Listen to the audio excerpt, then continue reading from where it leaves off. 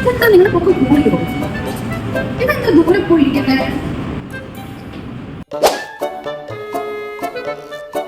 Alice in Wonderland syndrome എന്താണെന്നല്ലേ? ഇതൊരു rare ആയിട്ടുള്ള ന്യൂറോളജിക്കൽ ഡിസീസ് ആണ്. കുട്ടികളിലാണ് കൂടുതലും കാണുന്നതെങ്കിലും മുതിർന്നവരിലും ഈ കണ്ടീഷൻ ഡെവലപ്പ് ആകാം. Viral infections, migraine, brain injuries, psycho active സബ്സ്റ്റൻസിന്റെ യൂസ് എന്നിവ വഴിയും ഈ കണ്ടീഷൻ വരാം. വസ്തുക്കളുടെ സൈസ് കൂടുന്നതോ കുറയുന്നതുമായിട്ട് തോന്നുക, ശരീരഭാഗങ്ങൾ വലുതാകുന്നതും ചെറുതാകുന്നതുമായിട്ട് തോന്നുക, ഡിസ്റ്റൻസിലുള്ള ചേഞ്ചസ്, ഇതെല്ലാം ഈ രോഗത്തിന്റെ ലക്ഷണങ്ങളാണ്. പ്രോപ്പർ മെഡിക്കേഷൻസിലൂടെയും തെറാപ്പിയിലൂടെയും ലൈഫ് സ്റ്റൈൽ ചേഞ്ചസിലൂടെയും നമുക്ക് ഈ കണ്ടീഷൻ ട്രീറ്റ് ചെയ്യാവുന്നതാണ്. ഇനി ഈ ഡിസീസിന് ആലീസ് ഇൻ വണ്ടർലാൻഡ് സിൻഡ്രോം എന്ന പേര് വന്നത് എങ്ങനെയാണെന്ന് അറിയണ്ടേ? ലൂയിസ് കരോളിന്റെ ആലിസ് ഇൻ വണ്ടർലാൻഡ് എന്ന പുസ്തകത്തിൽ ആലിസ് എന്ന ക്യാരക്ടറും ഇതേ രോഗലക്ഷണങ്ങൾ കാണിച്ചിരുന്നു.